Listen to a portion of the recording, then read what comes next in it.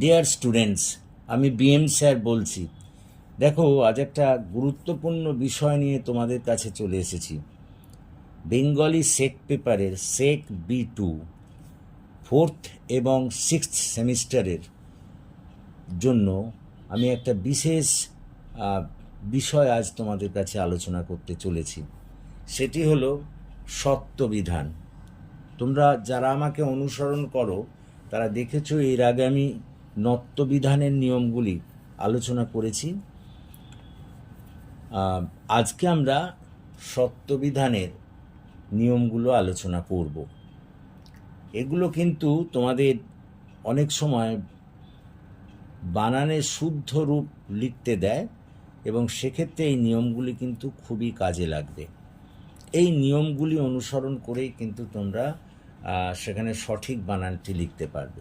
তো এসো আমরা আর দেরি না করে সরাসরি প্রশ্নের মধ্যে ঢুকে পড়ি। প্রশ্নটা হলো, সত্যবিধান বলতে কি বোঝো? সত্যবিধানের নিয়মগুলি বর্ণনা করো।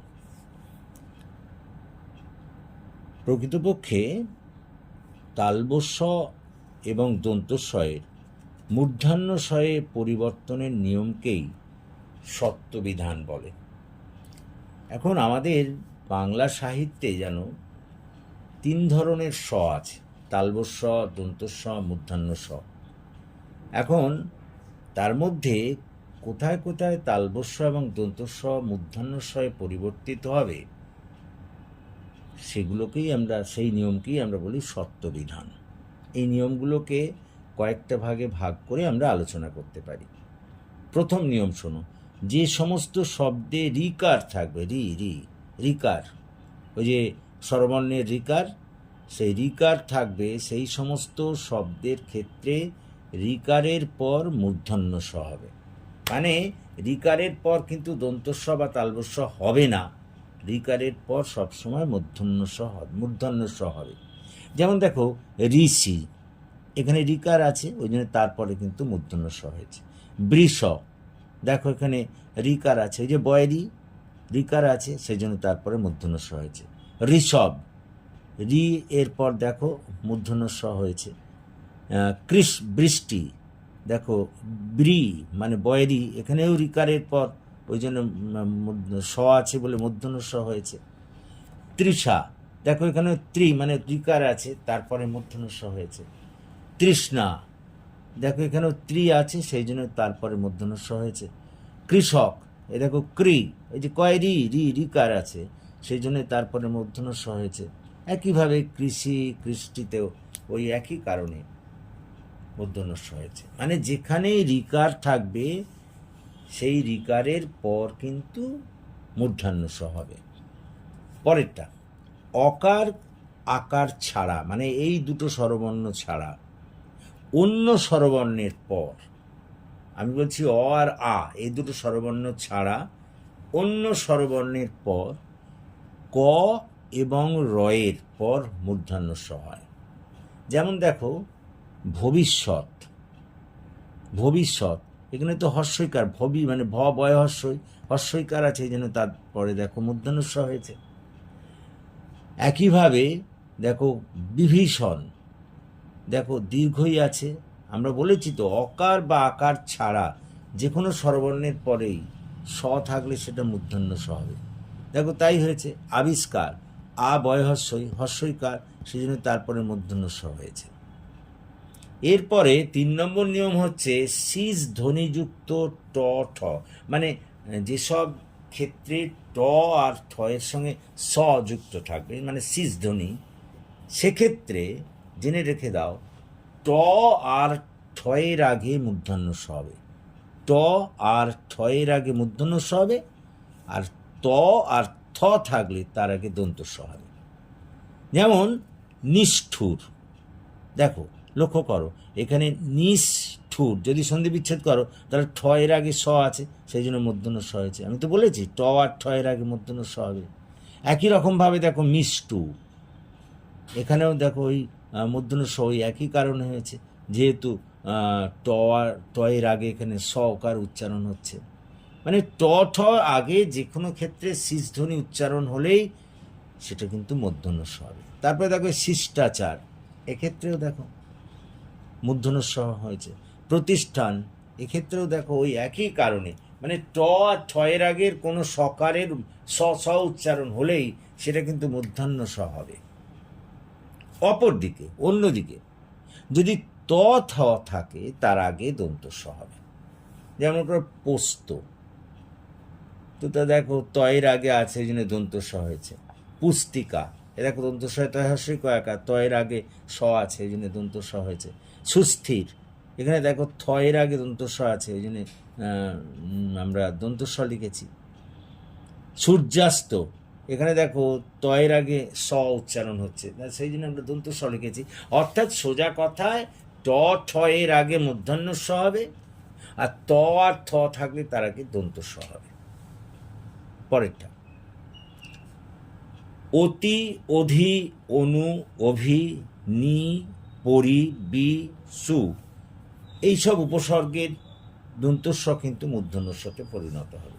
হ্যাঁ, এদের সঙ্গে যদি দন্তস্ব যোগ থাকে, এই যেগুলো বললাম অতির সঙ্গে বলো, অধির সঙ্গে বলো, অনুর সঙ্গে বলো, এদের সঙ্গে যদি দন্তস্ব যোগ থাকে তাহলে সেগুলো সঙ্গে সঙ্গে মূর্ধন্যস্বতে চলে যাবে। যেমন মনে করো অতিষ্ঠ, লক্ষ্য করো এখানে অতি, দেখো অতি, এই যে অতি আছে, তা অতির সঙ্গে যেহেতু যোগ হচ্ছে তাহলে মূর্ধন্য স হবে, অতিষ্ঠ। একইভাবে অনু, দেখো এই যে বলেছি অনুর সঙ্গে যে সকার থাকবে সেটা মূর্ধন্য স হবে, দেখো অনুসঙ্গ।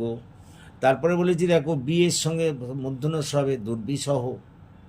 একইভাবে প্রতিষেধ, অভিষিক্ত, বিপদ, বিষাদ, বিষণ্ণ, নিষেধ, উপনিষদ, ওই সব এই নিয়ম অনুযায়ী হবে। সোজা কথায় অতি, অধি, অনু, অভি, নি, পরি, বি এবং সু, এদের পরে সবসময় মূর্ধন্য স হবে, দন্ত স হবে না বা তালব স হবে না।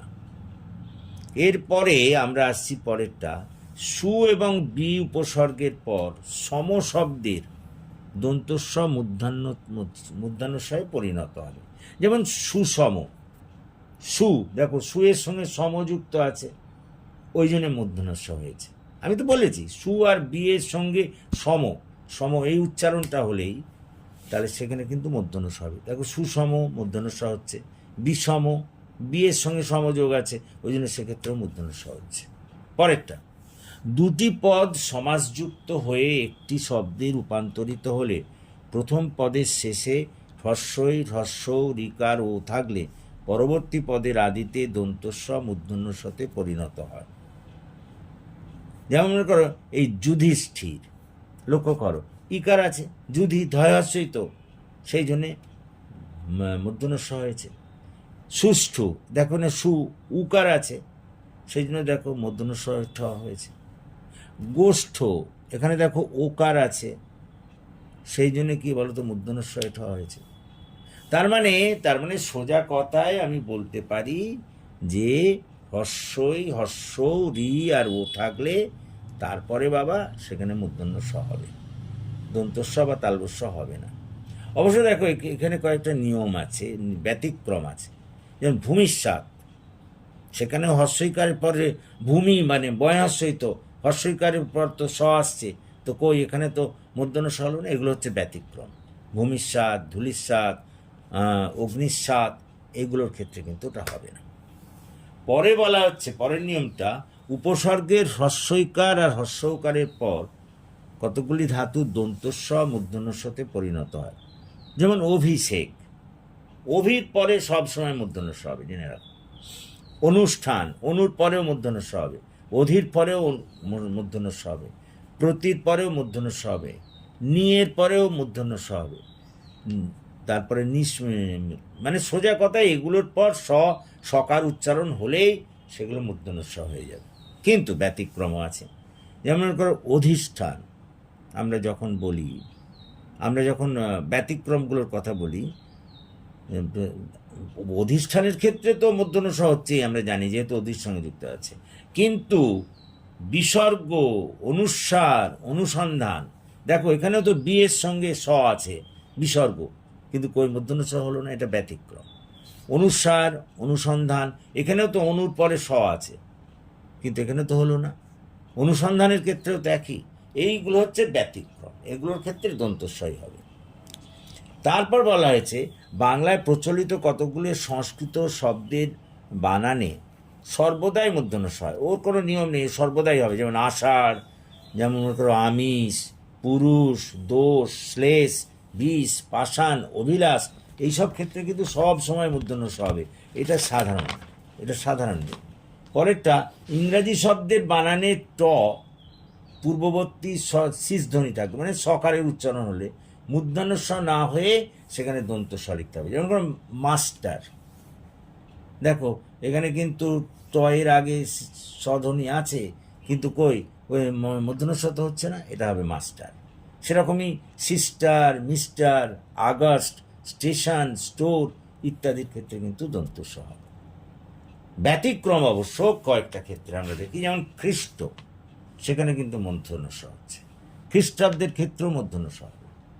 পরেরটা স্ফুট, দন্তস্বয় ফয়স্য ট, দন্তস্বয় ফয়স্য র দন্তন্য, আর দন্তস্বয় ফয়স্য র, এই তিনটের ক্ষেত্রে জেনে রাখো কোনোদিন মূর্ধন্য স হবে না, সব সময় দন্তস্বয় থাকবে।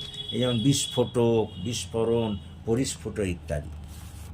সুতরাং দেখো এই নিয়মগুলিকে একটু ভালো করে করতে হবে, এগুলি করলেই কিন্তু এর ওপর ভিত্তি করে তোমরা বানানকে শুদ্ধ করতে পারবে। এই নিয়মগুলো মনে রাখতে হবে, কথাটা বোঝার চেষ্টা করো।